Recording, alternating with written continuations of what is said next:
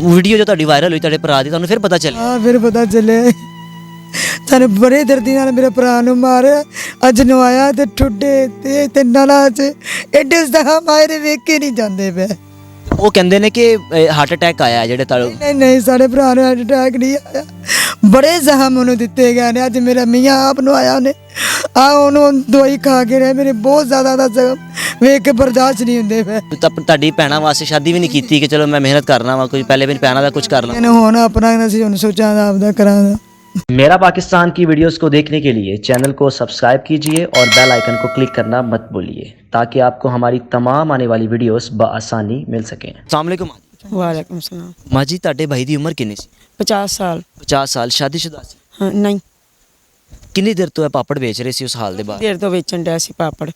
ਮਿਹਨਤ ਮਜ਼ਦੂਰੀ ਕਰਦਾ ਪਿਆ ਸੀ ਤੇ ਕਿਸੇ ਨਾਲ ਨਹੀਂ ਬਦਤਮੀਜ਼ੀ ਨਹੀਂ ਕਰਦਾ। ਮੇਰਾ ਭਰਾ ਬਹੁਤ ਚੰਗਾ ਸੀ, ਕਿਸੇ ਨਾਲ ਜ਼ਿਆਰਤ ਨਹੀਂ ਸੀ ਕਰਦਾ। ਮੇਰਾ ਭਰਾ ਬਹੁਤ ਚੰਗਾ, ਸਾਰਾ ਪਿੰਡ ਗਵਾਹੀ ਦਿੰਦਾ ਮੇਰਾ ਭਰਾ ਇਹੋ ਜਿਹਾ ਨਹੀਂ ਹੈਗਾ। ਸਾਨੂੰ ਇਨਸਾਫ ਚਾਹੀਦਾ, ਮੇਰੇ ਭਰਾ ਨੂੰ ਇਨਸਾਫ ਚਾਹੀਦਾ। ਤੇ ਜਦੋਂ ਉਹਨਾਂ ਬੇਦਰਦੀ ਨਾਲ ਮਾਰਿਆ, ਉਹਨਾਂ ਠੁੱਡੇ ਮਾਰੇ, ਉਹਨਾਂ ਠੁੱਡੇ ਮਾਰ ਮਾਰ ਕੇ ਉਹਨਾਂ ਥੱਲੇ ਸਿੱਟਿਆ, ਅੰਦਰ ਲਿਜਾ ਕੇ ਨਾ ਸ਼ਾਦੀ ਹਾਲ 'ਚ ਥੱਲੇ ਸਿੱਟ ਦਿੱਤਾ ਤੇ ਆਪ ਰੋਟੀ ਖਾਦੀ ਗਿਆ। ਉੱਤੇ ਚਾਦਰ ਪਾਤੀ, ਚਾਦਰ ਪਾ ਕੇ ਰੋਟੀ ਖਾਦੀ ਗਏ। ਠੁੱਡੇ ਮਾਰ ਮਾਰ ਕੇ ਸੀਨੇ ਤੇ ਮਾਰੇ, ਨਲਾਂ 'ਚ ਮਾਰੇ, ਮਾਰ ਮਾਰ ਕੇ ਉਹਨਾਂ ਥੱਲੇ ਸਿੱਟਿਆ ਮੇਰੇ ਭਰਾ ਨੂੰ।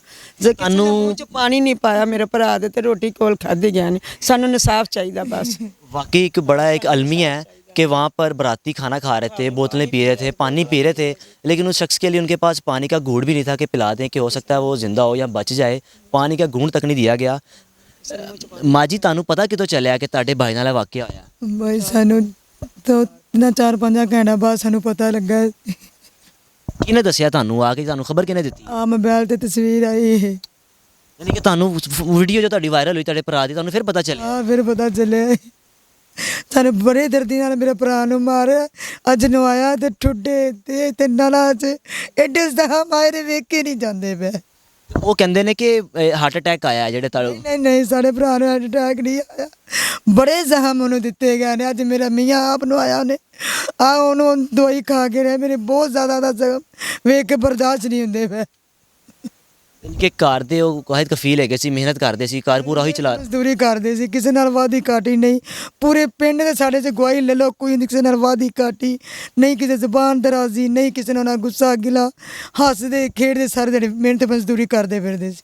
ਤੇ ਲਾਸ਼ ਤੁਹਾਡੇ ਕੋਲ ਇੱਥੇ ਆਈ ਸੀ ਜਾਂ ਤੁਸੀਂ ਆਪ ਜਾ ਕੇ ਲੈ ਕੇ ਆਏ ਸੀ ਕਿ ਆ ਕੇ ਲਾਸ਼ ਲੈ ਜਾਓ? ਤੁਹਾਨੂੰ ਜਦੋਂ ਵੀਡੀਓ ਵਾਇਰਲ ਹੋਈ ਕਿ ਤੁਹਾਨੂੰ ਫਿਰ ਕਿਹਦੇ ਨਾਲ ਰਾਬਤਾ ਆਇਆ? 3:30 ਵਜੇ ਅਸੀਂ ਲੈ ਕੇ ਆਂਦੀ ਲਾਸ਼। ਤੁਸੀਂ ਆਪ ਗਏ ਸੀ? ਸਾਰੇ ਗਏ ਆ, ਸਾਰਾ ਪਿੰਡ ਉੱਤੇ ਸੀ ਸਾਡਾ ਲੈਣ ਵਾਸਤੇ ਮੇਰੇ ਭਰਾ ਨੂੰ।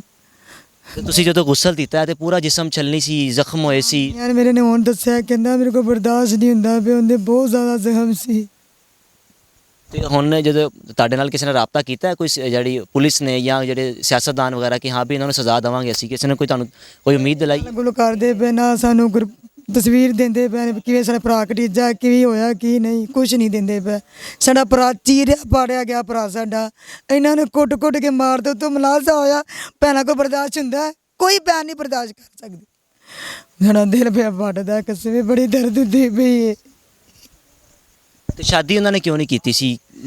ਉਹਨਾਂ ਨੇ ਭਰਾ ਦੇ ਪਹਿਲਾਂ ਕੀਤੀ, ਮਾੜਾ ਬੰਦੇ ਸੀ, ਫਿਰ ਸਾਡੀਆਂ 3 ਭੈਣਾਂ ਦੀਆਂ ਕੀਤੀਆਂ ਸ਼ਾਦੀਆਂ। ਯਾਨੀ ਕਿ ਆਪਣੀ ਤੁਹਾਡੀ ਭੈਣਾਂ ਵਾਸਤੇ ਸ਼ਾਦੀ ਵੀ ਨਹੀਂ ਕੀਤੀ ਕਿ ਚਲੋ ਮੈਂ ਮਿਹਨਤ ਕਰਨਾ ਵਾ, ਕੋਈ ਪਹਿਲੇ ਵੀ ਭੈਣਾਂ ਦਾ ਕੁਝ ਕਰ ਲਾਂ? ਇਹਨੂੰ ਹੁਣ ਆਪਣਾ ਅਸੀਂ ਹੁਣ ਸੋਚਾਂ ਦਾ ਆਪਦਾ ਕਰਾਂਗਾ। ਬਾਜੀ ਤੁਸੀਂ ਦੱਸੋ, ਤੁਸੀਂ ਸਭ ਤੋਂ ਵੱਡੇ ਸੀ? ਹਾਂਜੀ ਬੜੇ ਗਰੀਬ ਸਾਂ ਅਸੀਂ। ਉਹਨਾਂ ਕੋਲ ਇੱਕ ਮਕਾਨ ਹੈ ਤੇ ਇੱਕ ਭਾਈ ਦੀ ਸ਼ਾਦੀ ਕੀਤੀ ਤੇ ਉਹਦੇ ਵਾਸਤੇ ਜੇ ਮਕਾਨ ਬਣਾਉਣਾ ਸੀ, ਇਹਨਾਂ ਕੋਲ ਪੈਸਾ ਆਮਦਨੀ ਨਹੀਂ ਸੀ ਹੈਗੀ ਵੀ ਕਿਹੜੇ ਅਸੀਂ ਮਕਾਨ ਬਣਾ ਕੇ ਨਾ ਤਾਂ ਉਹਨਾਂ ਦੀ ਸ਼ਾਦੀ ਕਰ ਲਈਏ। ਪਹਿਲਾਂ ਉਹਨਾਂ ਛੋਟੀਆਂ 3 ਭੈਣਾਂ ਦੀ ਕੀਤੀ ਤੇ ਬਾਅਦ 'ਚ ਕਹਿੰਦੇ ਆਪ ਦੀ ਬਾਅਦ 'ਚ ਕਰਾਵਾਂਗਾ। ਤੇ ਬੜੇ ਗਰੀਬ ਸੀ, ਦਿਹਾੜੀ ਮਜ਼ਦੂਰੀ ਕਰਦਾ ਸੀ, 300-400 ਰੁਪਇਆ ਕਮਾ ਕੇ ਲਿਆਉਂਦਾ ਸੀ ਤੇ ਉਹਦੇ ਨਾਲ ਦੱਸੋ ਮਕਾਨ ਕਿਵੇਂ ਬਣਾਈਏ ਤੇ ਸ਼ਾਦੀ ਕਿਵੇਂ ਕਰੀਏ? ਅਸੀਂ ਬੜੇ ਗਰੀਬ ਬੰਦੇ ਆ। ਸਾਡੇ ਭਾਈ ਨਾਲ ਬੜੀ ਜ਼ਿਆਰਤੀ ਹੋਈ ਹੈ, ਉਹਨਾਂ ਬੜੀ ਜ਼ਿਆਰਤੀ ਕੀਤੀ ਹੈ। ਵੇਖੋ ਬਹੁਤਾ ਤਾਂ ਗੁਨਾਹ ਇਹ ਆ ਵੀ ਜਿਹੜਾ ਕੋਲ ਮੇਰਾ ਭਰਾ ਪਿਆ ਹੋਇਆ ਹੈ, ਉਹਨਾਂ ਬੇਦਰਦੀ ਨਾਲ ਮਾਰਿਆ ਤੇ ਉਹ ਆਪਦਾ ਖਾਣਾ ਖਾਧੀ ਜਾਂਦੇ ਨੇ, ਉਹ ਮਜ਼ੇ ਲੁੱਟਦੇ ਪਏ ਨੇ। ਤੇ ਇਨਸਾਨ ਨੂੰ ਇਨਸਾਨ ਦੀ ਕਦਰ ਹੋਣੀ ਚਾਹੀਦੀ। ਅਸੀਂ ਬੜੇ ਗਰੀਬ ਆ। ਸਾਨੂੰ इंसान को इंसान की कदर तो क्या कुछ भी नहीं है, बेहसी की इंतहा है कि लाश पास पड़ी हुई है। फिर वही बात कहूँगा कि लाश पास पड़ी हुई है, डेड बॉडी पास पड़ी हुई है। ਉਹ ਕਹਿੰਦੇ ਨੇ ਕਿ ਜਿਸ ਤਰ੍ਹਾਂ ਪਤਾ ਚੱਲਿਆ ਨਾ ਜਿਹੜੇ ਦੂਸਰੇ ਹਾਲ ਵਾਲੇ ਨੇ ਕਿ ਇਹਨਾਂ ਨੂੰ ਅਟੈਕ ਹੋਇਆ, ਅੰਦਰ ਗਏ ਨੇ ਜਾਂ पर किसी ने पता ही नहीं सी कि डेड बॉडी पई नाल, हालांकि वीडियो 'ਚ ਸਾਫ਼ ਨਜ਼ਰ ਆ ਰਿਹਾ ਕਿ ਲੋਕੀ ਖਾਣਾ ਖਾ ਆਉਂਦਾ ਪਿਆ ਲੱਲੇ ਸਾਫ਼ ਨਜ਼ਰ ਆਉਂਦਾ ਵੇਖਦੇ ਪਏ ਨੇ। ਇਹ ਨਹੀਂ ਗੱਲ ਹੈਗਾ ਉਹਨੂੰ ਕਿਤੇ ਵੇਖਿਆ ਨਹੀਂ ਤਾਂ ਉਹਨੂੰ। ਕੋਈ ਭਾਈ ਉਸ ਦਿਨ ਕੋਈ ਗੱਲ ਕਰਕੇ ਹੋਈ ਸੀ, ਕੋਈ ਆਖਰੀ ਦਾ ਕੀ ਗੱਲ ਹੋਈ ਸੀ ਭਰਾ ਨਾਲ? ਸਾਡੇ ਕੋਈ ਗੱਲ ਨਹੀਂ ਹੋਈ, ਸਾਨੂੰ 2 ਮਹੀਨੇ ਹੋਏ ਭਰਾ ਨਾਲ ਮਿਲਿਆ ਨੂੰ। ਅੱਛਾ, ਨਹੀਂ ਕਿ 2 ਮਹੀਨੇ ਬਾਅਦ ਘਰ ਆਉਂਦੇ ਸੀ? ਨਹੀਂ ਅਸੀਂ ਭੈਣਾਂ ਵਿਆਹ ਆਈਆਂ ਘਰ ਬਾਲ ਆਣੀਆਂ ਦੇਰ ਬਾਅਦ ਆਣੀਆਂ। ਵੀ ਸ਼ਾਦੀ ਨਹੀਂ ਸੀ ਹੋਈ। ਜਿਹੜਾ ਵੱਡਾ ਭਾਈ ਨੇ ਉਹਦੇ ਬੀਬੀ ਬੱਚੇ ਲਾਹੌਰ ਗਿਆ ਚਲੇ ਸੀ ਕੋਈ ਕਾਰੋਬਾਰ ਵਾਸਤੇ, ਤੇ ਉਹ ਬੜੇ ਗਰੀਬ ਸੀ। ਉਹ ਫਿਰ ਮਕਾਨ ਨਹੀਂ ਬਣਾ ਸਕੇ, ਨਹੀਂ ਸ਼ਾਦੀ ਕਰ ਸਕੇ, ਬੜੇ ਗਰੀਬ ਸੀ। ਤੇ ਅਸੀਂ ਵੀ ਮਹੀਨੇ 2 ਮਹੀਨੇ ਬਾਅਦ ਆਉਂਦੀਆਂ ਸਾਂ, ਵੀ ਬੜੇ ਹਾਲਾਤ ਖਰਾਬ ਸੀ। ਤੇ ਅਸੀਂ 2-3 ਮਹੀਨੇ ਬਾਅਦ ਆਉਂਦੇ ਸਾਂ ਤੇ ਸਾਨੂੰ ਨਾ ਪਤਾ ਹੀ ਨਹੀਂ ਲੱਗਾ। 4-5 ਘੰਟਿਆਂ ਬਾਅਦ ਨਾ ਕੋਈ ਗਾਉਂ ਦਾ ਬੰਦਾ ਲੰਘਿਆ ਤੇ ਉਹਨੇ ਤਸਵੀਰ ਭੇਜੀ ਹੈ ਤੇ ਫਿਰ ਸਾਨੂੰ ਪਤਾ ਲੱਗਾ। ਤੇ ਫਿਰ ਸਾਨੂੰ ਪਤਾ ਲੱਗ 4-5 ਘੰਟਿਆਂ ਬਾਅਦ ਪਤਾ ਲੱਗਾ। ਤੁਸੀਂ ਇੱਥੇ ਹੀ ਰਹਿੰਦੇ ਹੋ ਪਤੋਗੇ? ਨਹੀਂ ਮੈਂ ਭਾਈ ਫਿਰ ਰਹਿਣ ਵਾਲੀ ਹਾਂ।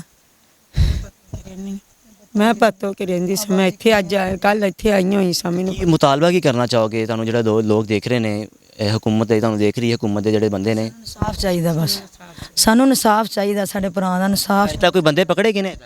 ਪਤਾ ਨਹੀਂ ਸਾਨੂੰ ਕੋਈ ਪਤਾ ਨਹੀਂ ਦਾ। ਕਿਸੇ ਨੇ ਆ ਕੇ ਤੁਹਾਡੇ ਨਾਲ ਦਿਲਾਸਾ ਦਿੱਤਾ ਹੋਵੇ ਜਾਂ ਕਿਸੇ ਸਿਆਸਤ ਸਾਧੇ ਨੇ, ਕਿਸੇ ਪੁਲਿਸ ਅਫਸਰ ਨੇ? ਆਏ ਨੇ 1-2 ਬੰਦੇ ਆਏ ਨੇ, ਸਾਨੂੰ ਦਿਲਾਸਾ ਦੇ ਕੇ ਗਏ ਨੇ ਤੁਹਾਨੂੰ ਇਨਸ਼ਾਅੱਲਾ ਤਾਲਾ ਕਰਾਂਗੇ, ਤੁਹਾਡਾ ਇਨਸਾਫ ਕਰਾਂਗੇ, ਤੁਹਾਨੂੰ ਕਹਿ ਕੇ ਗਏ ਨੇ ਤੁਸੀਂ ਸਾਡੀਆਂ ਭੈਣਾਂ ਜੇ, ਤੁਸੀਂ ਸਾਡੀਆਂ ਬੇਟੀਆਂ ਜੇ, ਕਰਾਂਗੇ, ਤੁਹਾਡੇ ਨਾਲ ਪੂਰਾ ਇਨਸਾਫ ਦਵਾਵਾਂਗੇ। ਤਾਮਨ ਕਰਾਂਗੇ।